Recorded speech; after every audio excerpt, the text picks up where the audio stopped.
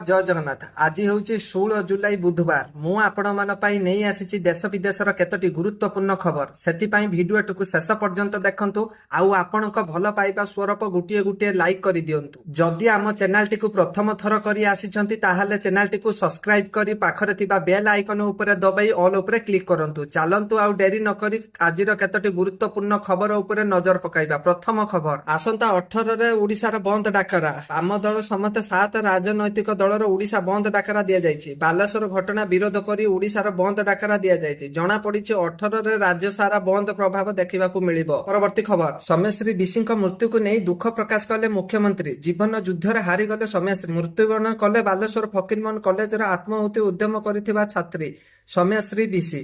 ସେ ଚିକିତ୍ସିତ ହେଉଥିବା ଏମ୍ସ ତରଫରୁ ଏ ସମ୍ପର୍କ ବଧିବୋଧ ଘୋଷଣା କରାଯାଇଛି। ମେଡିକାଲରୁ ବୁଲେଟିନ ଅନୁଯାୟୀ ସୌମ୍ୟଶ୍ରୀଙ୍କୁ ଗତ 12 ତାରିଖରେ ଅପରାହ୍ନ 5ଟା 15ରେ ଜ୍ୟୋତିରେଖା ଭୟା ନିମ୍ନି ତାଙ୍କ ଜଣେ ବାନ୍ଧବୀ ମେଡିକାଲରେ ଆଣି ଭର୍ତ୍ତି କରିଥିଲେ। ସୌମ୍ୟଶ୍ରୀଙ୍କୁ ବାଲେଶ୍ୱର ଜିଲ୍ଲା ହସ୍ପିଟାଲରୁ ଏମ୍ସକୁ ରେଫର କରାଯାଇଥିଲା। ପରବର୍ତ୍ତୀ ଖବର, ପୁଣି ସୃଷ୍ଟି ହେଲା ଲଘୁଚାପ। ଉତ୍ତର ପଶ୍ଚିମ ଅତି ପ୍ରବଳ ବର୍ଷା ସମ୍ଭାବନା। 5 ଜିଲ୍ଲାକୁ ସତର୍କ କଲା ଆଞ୍ଚଳିକ ପାଣିପାଗ ବିଜ୍ଞାନ କେନ୍ଦ୍ର। ଦକ୍ଷିଣ ପୂର୍ବ ଗଙ୍ଗାଏ ପଶ୍ଚିମ ଓ ସଂଲଗ୍ନ ବାଂଲାଦେଶ ଉପକୂଳରେ ସୃଷ୍ଟି ହୋଇଥିବା ସ୍ପଷ୍ଟ ଚିହ୍ନିତ ଲଘୁଚାପ ଅବପାତ ରୂପ ନେଇଛି। ଆସନ୍ତା 24 ଘଣ୍ଟାରେ ଏହା ପଶ୍ଚିମ ଉତ୍ତର ପଶ୍ଚିମ ଦିଗରେ ଅଗ୍ରସର ହେବ। ଆସନ୍ତା 2 ଦିନ ଉତ୍ତର ଓ ପଶ୍ଚିମ ଓଡ଼ିଶାରେ ପ୍ରବଳରୁ ଅତି ପ୍ରବଳ ବର୍ଷା ହୋଇପାରେ ବୋଲି ପାଣିପାଗ ବିଭାଗ ପୂର୍ବାନୁମାନ କରିଛି। ପାଣିପାଗ ବିଭାଗର ପୂର୍ବାନୁମାନ କହୁଛି ମଙ୍ଗଳବାର ମୟୂରଭଞ୍ଜ, କେନ୍ଦୁଝର, ସୁନ୍ଦରଗଡ଼ ଓ ସମ୍ବଲପୁର ଓ ଝାରସୁଗୁଡ଼ା ପ୍ରବଳରୁ ଅତି ପ୍ରବଳ ବର୍ଷା ହୋଇପାରେ। ଏହି 5 ଜିଲ୍ଲାକୁ ଅରେଞ୍ଜ ୱାର୍ଣ୍ଣିଂ ଜାରି କରାଯାଇଛି। ବାଲେଶ୍ୱର, ଭଦ୍ରକ, ଯାଜପୁର, ଢେଙ୍କାନାଳ, ଅନୁଗୁଳ, ଦେବଗଡ଼, ବରଗଡ଼, ସୋନପୁର, ବୌଦ୍ଧ, ବଲାଙ୍ଗୀର, ନୂଆପଡ଼ା ଭାରୀ ବର୍ଷା ହୋଇପାରେ। କେନ୍ଦ୍ରାପଡ଼ା, କଟକ ଓ ଜଗତସିଂହପୁରରେ ଘଡ଼ଘଡ଼ି ସହ ବର୍ଷା ହେବାର ସମ୍ଭାବନା ଅଛି। ପରବର୍ତ୍ତୀ ଖବର, ଆଜି WHO ରିପୋର୍ଟରୁ ଖୁଲାସା। ଟ୍ରମ୍ପଙ୍କ ନିଷ୍ପତ୍ତି ହେତୁ ସଂକଟରେ ଭାରତ ସମେତ 9ଟି ଦେଶର ଶିଶୁଙ୍କୁ ଟିକାକରଣ। ଆଜି ବିଶ୍ୱ ସ୍ୱାସ୍ଥ୍ୟ ସଂଗଠନ WHO ଏବଂ ଅନ୍ୟାନ୍ୟ ସୂତ୍ରରୁ ପ୍ରକାଶିତ ଏକ ରିପୋର୍ଟ ଅନୁଯାୟୀ ଆମେରିକାର ପୂର୍ବତନ ରାଷ୍ଟ୍ରପତି ଡୋନାଲ୍ଡ ଟ୍ରମ୍ପ ନିଷ୍ପତ୍ତି ହେତୁ ଭାରତର ସମେତ 9ଟି ଦେଶର ଶିଶୁଙ୍କୁ ଟିକାକରଣ କାର୍ଯ୍ୟକ୍ରମରେ ଗମ୍ଭୀର ସଂକଟ ପଡ଼ିଛି।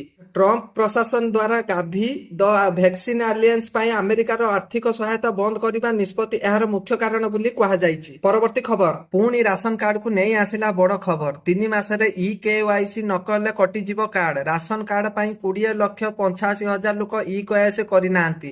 ଏନେଇ ଖାଦ୍ୟ ଯୋଗାଣ ମନ୍ତ୍ରୀ କୃଷ୍ଣଚନ୍ଦ୍ର ପାତ୍ର ସୂଚନା ଦେଇଛନ୍ତି। EKYC କରିନଥିଲେ ଲୋକଙ୍କ ଚାଉଳ ବନ୍ଦ କରାଯାଇଛି। ଯଦି ଚାଉଳ ଯାଉନି ସେମାନେ EKYC କଲେ ସରକାର ଚାଉଳ ଦେବେ। EKYC କରିନଥିବା ଲୋକଙ୍କ ପାଇଁ ସରକାରଙ୍କ 3 ମାସ ଅପେକ୍ଷା କରିବେ। କାର୍ଡ ଗୁଡ଼ିକ ସେହି ସମୟର ସସ୍ପେଣ୍ଡ ଅବସ୍ଥାରେ ରହିବ। 3 ମାସ EKYC ନ କଲେ କାର୍ଡ ଗୁଡ଼ିକ ସରକାର କାଟିଦେବେ। ପରବର୍ତ୍ତୀ ଖବର, ପୁଣି ଗ୍ରାହକଙ୍କୁ ଝଟକା ଦେଲା SBI। ଭାରତୀୟ ରିଜର୍ଭ ବ୍ୟାଙ୍କ RBI ଦ୍ୱାରା ରୂପ ହାରରେ ଲଗାତାର 3 ଥର ହ୍ରାସ ପରେ ବ୍ୟାଙ୍କ ଗୁଡ଼ିକୁ FD ଉପରେ ସୁଧକୁ ଯଥେଷ୍ଟ ହ୍ରାସ କରିଛନ୍ତି।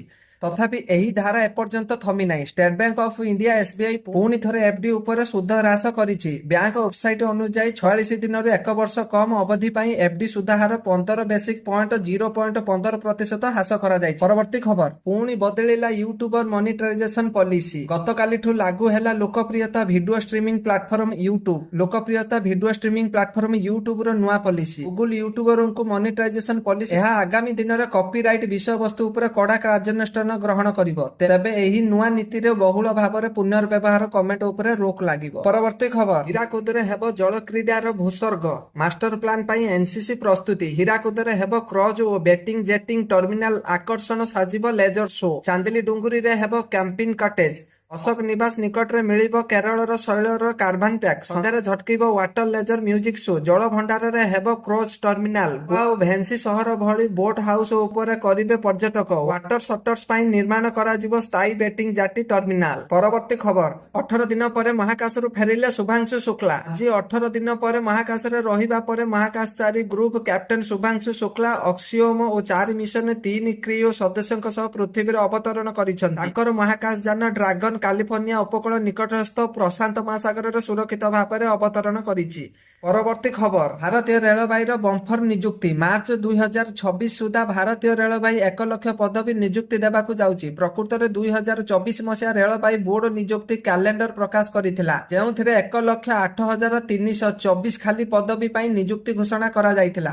ଭାରତୀୟ ରେଳବାଇ ନିଯୁକ୍ତି ପ୍ରକ୍ରିୟା ଚାଲିଛି, ଯେଉଁଥିରେ କିଛି ପରୀକ୍ଷା ବିଜ୍ଞପ୍ତି ଜାରି କରାଯାଇଛି ଏବଂ ପରୀକ୍ଷା ମଧ୍ୟ କରାଯାଇଛି। ଏପର୍ଯ୍ୟନ୍ତ କିଛି ପରୀକ୍ଷା ବିଜ୍ଞପ୍ତି ଜାରି ହେବାରୁ ବାକି ଅଛି। ମୋଟ ମାର୍ଚ୍ଚ 2026 ସୁଦ୍ଧା ଭାରତୀୟ ରେଳବାଇ 1 ଲକ୍ଷ ପଦବୀରେ ନିଯୁକ୍ତି ହେବାକୁ ଆସୁଅଛି। ଆସନ୍ତୁ ଜାଣିବା କେତୋଟି ପଦବୀ ପାଇଁ ନିଯୁକ୍ତି ପରୀକ୍ଷା କରାଯାଇଛି, ତେବେ ଏ ପଦବୀ ନିଯୁକ୍ତି ହେବାକୁ ଯାଉଛି। ପରବର୍ତ୍ତୀ ଖବର, ପୁଣି ଭାରତ ସହ ହାତ ମିଳାଇଲା ରୁଷିଆ।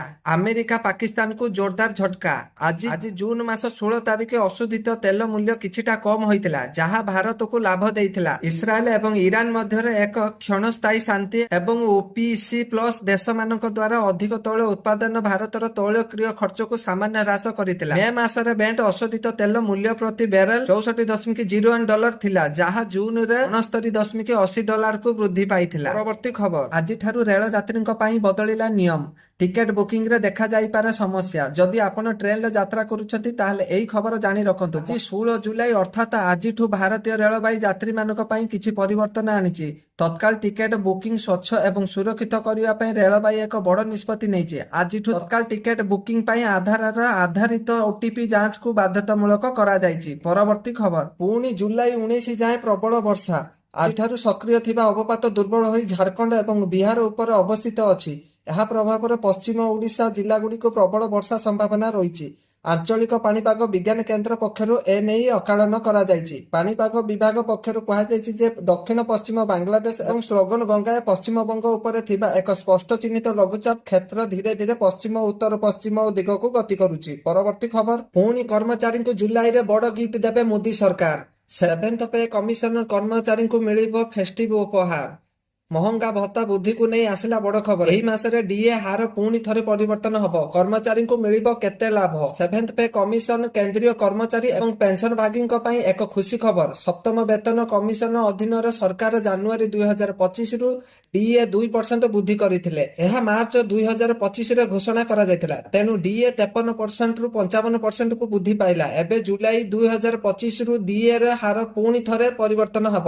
କେନ୍ଦ୍ରୀୟ କର୍ମଚାରୀ ଏବଂ ପେନ୍ସନଭାଗୀଙ୍କ ପାଇଁ ଏକ ଖୁସି ଖବର। ଅଷ୍ଟମ ବେତନ କମିଶନ ଆରମ୍ଭ ହେବା ପୂର୍ବରୁ 1 କୋଟିରୁ ଅଧିକ କର୍ମଚାରୀ ଏବଂ ପେନ୍ସନଭାଗୀ DA ବୃଦ୍ଧି ପାଇଛନ୍ତି। ପରବର୍ତ୍ତୀ ଖବର, ଏହି ଦିନ ଆସିବ PM କିଷାନ ଯୋଜନାର 20ତମ କିସ୍ତି। ଫାଇନାଲ ହେଲା ଏହି ତାରିଖ। ଏହି ଦିନ ଚାଷୀଙ୍କୁ ମିଳିବ 2000 ଟଙ୍କା। ଦେଶର କ୍ଷୁଦ୍ର ଏବଂ ସୀମିତ ଚାଷୀ ଏବଂ ପ୍ରଧାନମନ୍ତ୍ରୀ କିଷାନ ସମ୍ମାନ ନିଧି ଯୋଜନାର ପରବର୍ତ୍ତୀ କିସ୍ତି ପାଇଁ ଅପେକ୍ଷା କରିଛନ୍ତି। ପୂର୍ବରୁ ଆଶା କରାଯାଇଥିଲା ଯେ ମୋଦି ସରକାର ଜୁଲାଇ ପ୍ରଥମ ସପ୍ତାହରେ 2000 ଟଙ୍କା 20ତମ କିସ୍ତି ଜାରି କରିବେ, କିନ୍ତୁ ଏହା ହୋଇପାରିଲା ନାହିଁ। ଏବେ ପ୍ରଧାନମନ୍ତ୍ରୀ କିଷାନ ସମ୍ମାନ ନିଧିର ପରବର୍ତ୍ତୀ କିସ୍ତି 18 ଜୁଲାଇ 2025ରେ ପ୍ରକାଶିତ ହେବା ଆଶଙ୍କା କରାଯାଉଛି। ଯଦି ଏହା ହୁଏ ତେବେ ବର୍ଷା ଋତୁରେ ଏହା ଚାଷୀଙ୍କ ପାଇଁ ଏକ ଉପହାର ସାବ୍ୟସ୍ତ ହେବ।